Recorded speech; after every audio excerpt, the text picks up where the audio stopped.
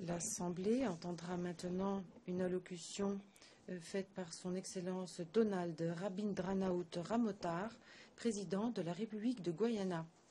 Je demande au protocole d'escorter son Excellence.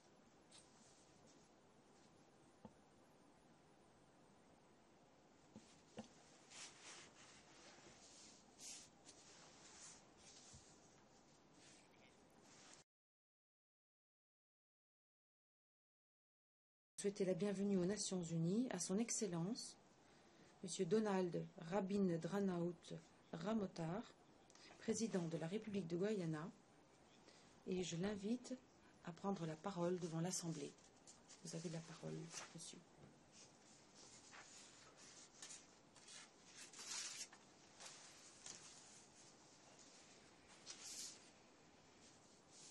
Monsieur le Président, Excellences, Mesdames et Messieurs,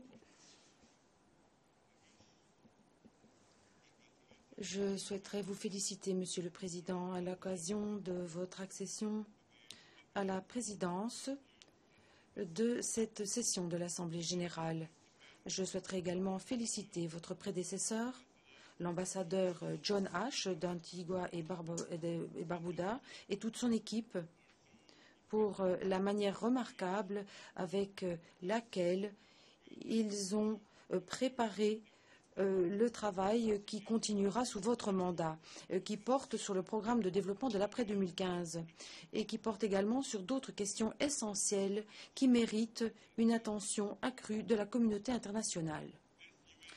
Cette Assemblée générale des Nations Unies se tient à la veille de l'année butoir établie par les dirigeants du monde en l'an 2000 pour atteindre les objectifs du millénaire pour le développement. Et c'est pourquoi il est tout à fait opportun d'examiner les progrès engrangés jusqu'à maintenant et de comprendre pourquoi nous n'avons pas pu atteindre pleinement tous les objectifs. C'est tout à fait crucial alors que nous avançons vers le programme de développement de l'après 2015 à laquelle nous devons apporter la touche finale. Je souhaiterais rappeler qu'en l'an 2000, lorsque les 8 objectifs ont été annoncés, ils ont été une source de grand espoir et d'enthousiasme de par le monde. Et ceci fut particulièrement le cas dans les pays en développement et parmi les plus pauvres de ce monde. Il est vrai que le monde a réalisé des progrès importants dans ses efforts pour atteindre les OMD. La pauvreté mondiale a diminué et continue de le faire. De nombreux enfants dans le monde vont à l'école primaire. Les services de santé ont été améliorés pour une grande partie de la population mondiale, ce qui a entraîné un déclin important de la mortalité infantile et la propagation du VIH-Sida et du paludisme ont été jugulées, parfois même inversées dans certaines régions. En Guyana, malgré l'incidence négative de la situation financière internationale, nous sommes parvenus à garder notre économie sur la voie de la croissance d'une manière régulière depuis 8 ans. Non seulement sommes-nous parvenus à faire croître notre économie, mais nous avons fait en sorte également que cette croissance puisse mener à une amélioration de la qualité de vie pour nos citoyens.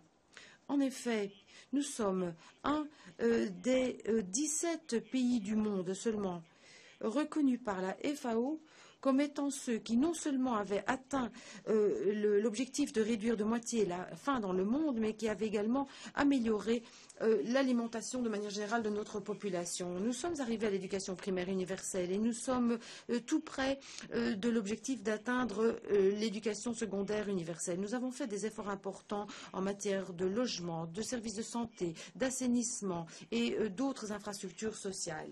Ici, je souhaiterais exprimer toute la reconnaissance de mon pays à tous nos partenaires en développement qui ont largement contribué aux résultats obtenus pour atteindre les OMD.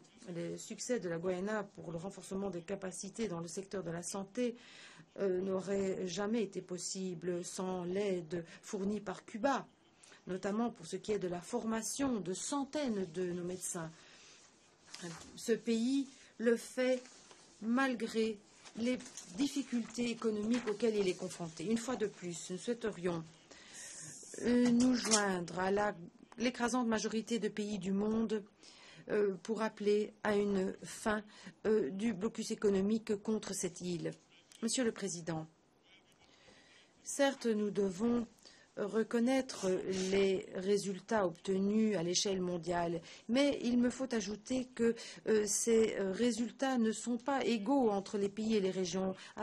Dans certaines régions, les progrès ont été spectaculaires. En Asie, par exemple, le succès engrangé pour atteindre une grande partie des objectifs est remarquable. En Amérique latine et dans les Caraïbes, il y a également eu des progrès importants. Mais il existe des zones où il n'y a pratiquement pas eu de changement depuis l'an 2000. Dans d'autres pays, surtout des pays qui sont ravagés par les conflits, par les guerres, des résultats obtenus ont été sapés. Certains objectifs ont également été plus difficiles à atteindre que d'autres. La mortalité maternelle, notamment, mérite une attention supplémentaire. Il est évident que le monde aurait pu progresser davantage encore pour atteindre les OMD. Et ceci n'a malheureusement pas été le cas parce que le partenariat nécessaire pour atteindre ces objectifs ne s'est pas avéré suffisamment fort. Nous devons donc voir pourquoi ces résultats n'ont pas été les résultats escomptés. Il est vrai que nous avons tous une responsabilité pour assurer le bien-être de la population mondiale et par rapport à l'état de notre planète. La réalité, cependant, c'est que certains pays disposent de ressources beaucoup plus importantes que d'autres et on utilise beaucoup plus de ressources que les autres.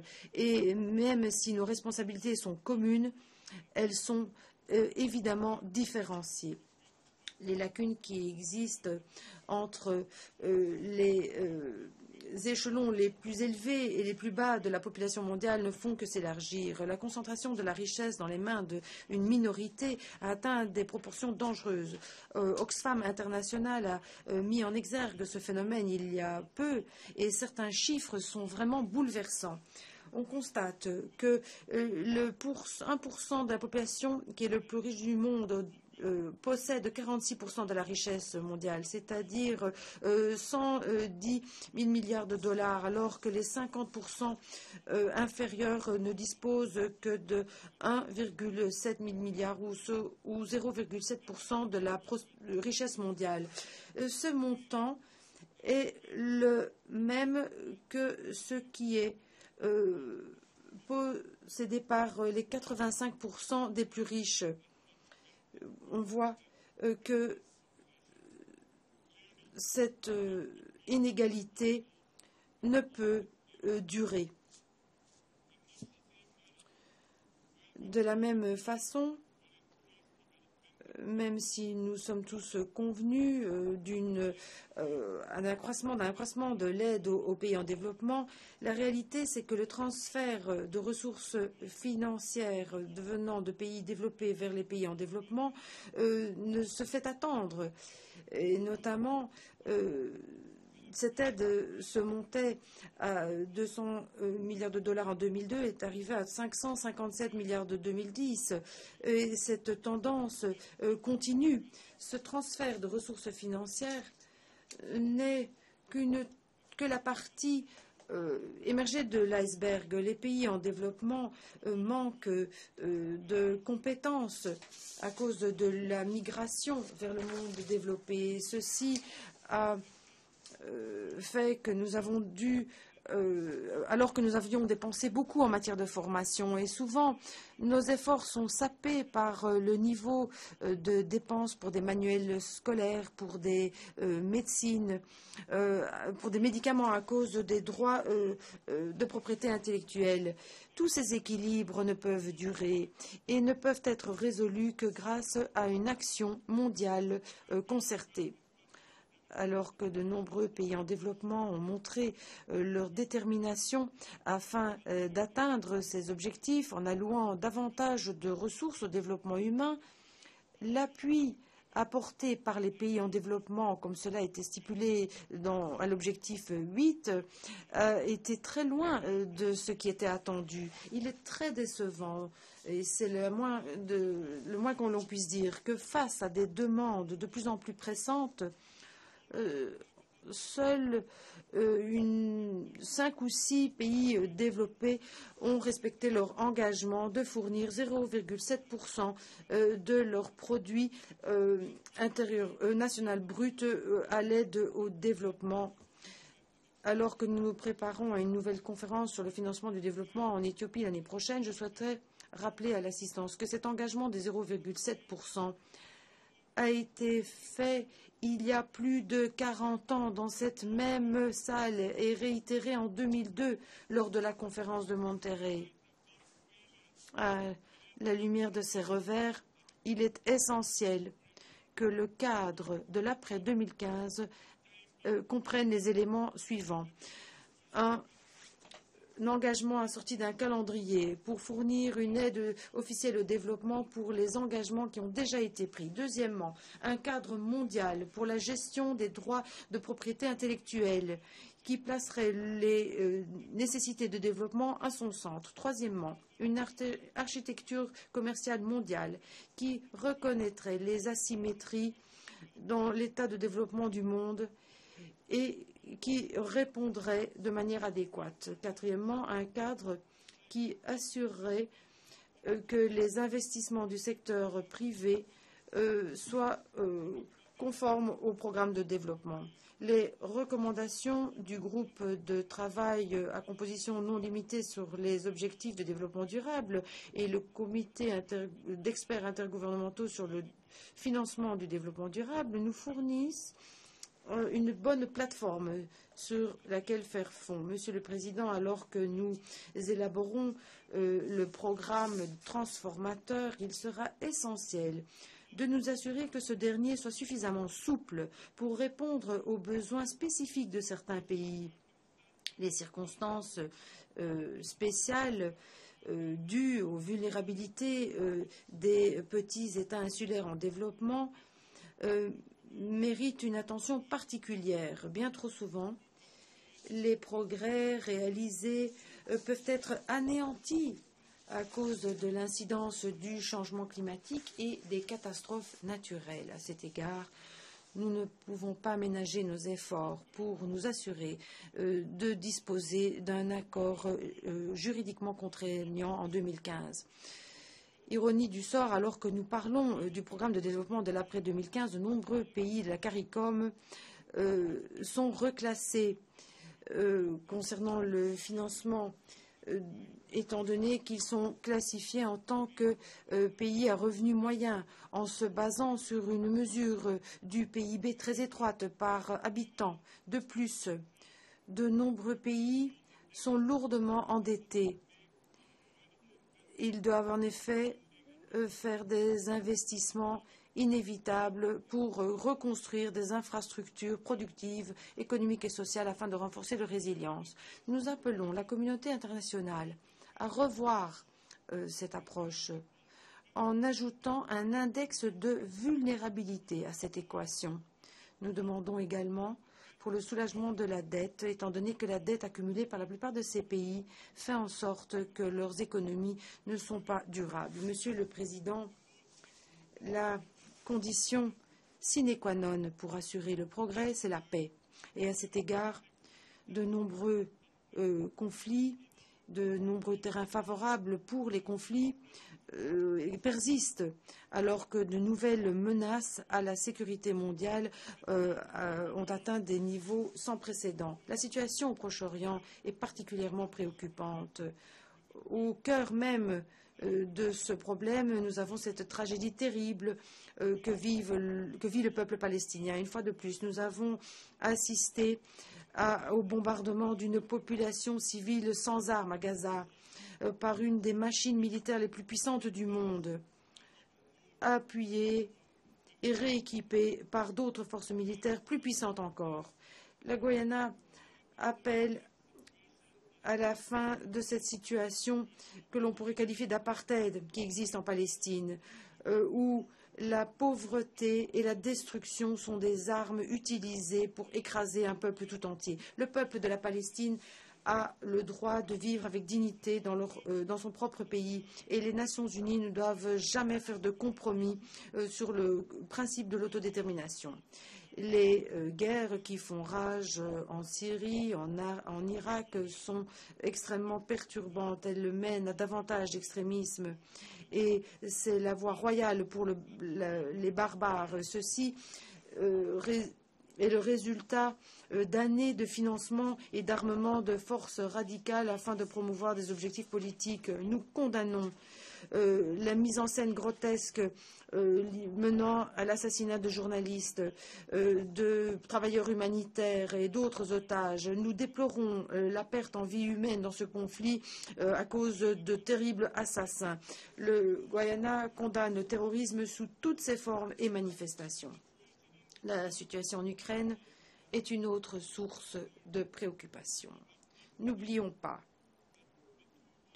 que les deux guerres mondiales ont commencé en Europe et c'est pourquoi nous devrions multiplier nos efforts pour convaincre toutes les parties prenantes de rejoindre la table des négociations pour trouver une solution pacifique au conflit. Tenter d'obtenir ou d'atteindre des objectifs militaires, c'est extrêmement dangereux. La solution doit être basée sur la justice et sur le souhait des peuples de ce pays. Une source potentielle de conflit sont les questions frontalières qui parfois n'ont pas été résolues dans notre monde, qui ne fait que peser sur le développement des pays, qui les empêche d'améliorer leur qualité de vie et celle de leur population, qui empêche que ces régions auxquelles ils appartiennent ne puissent prospérer. Mon pays est également touché par cela. Les Nations unies doivent donc redoubler d'efforts pour prêter main forte afin de pouvoir résoudre ces problèmes. Monsieur le Président, nous faisons face maintenant à un rappel tragique. Nous voyons à quel point le bien-être de la planète est menacé, notamment par l'épidémie de l'Ebola. Ne vous détrompez pas, c'est un problème mondial qui exige une réponse mondiale immédiate, bien supérieure à ce qui est fait pour le moment. Et à cet égard, je souhaiterais saluer la réponse rapide et la direction montrée par Cuba et les États-Unis d'Amérique pour fournir une aide aux pays en Afrique de l'Ouest. Chers amis, nous devons continuer à rechercher de nouvelles approches aux différents problèmes auxquels nous sommes confrontés. Dans ce monde interdépendant, interconnecté, le destin des peuples et des États sont intrinsèquement liés.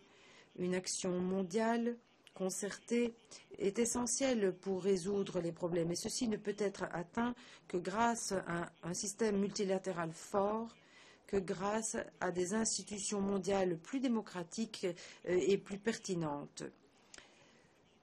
Parmi ceci, je pense aux réformes du Conseil de sécurité et des institutions financières internationales.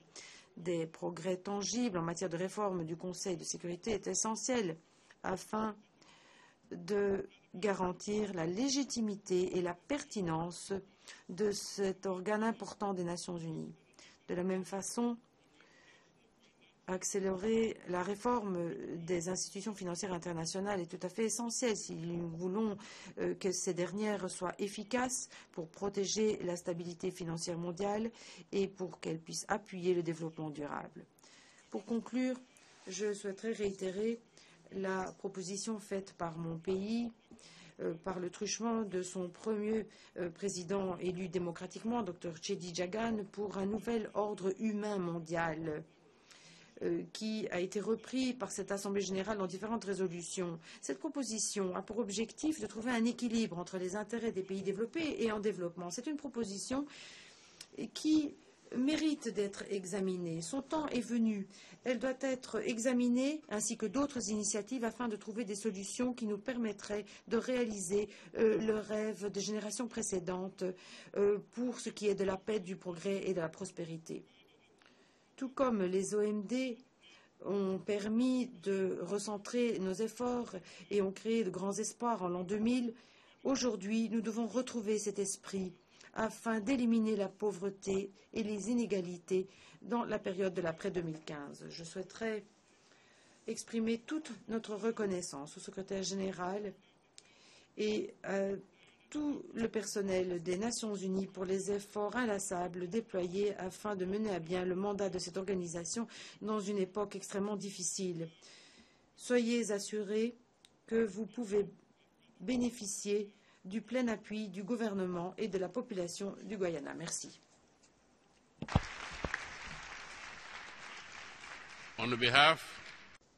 Au nom de l'Assemblée générale, je souhaite remercier le président de la République du Guyana pour son allocution. Puis-je demander aux représentants de rester assis alors que nous prenons congé du président.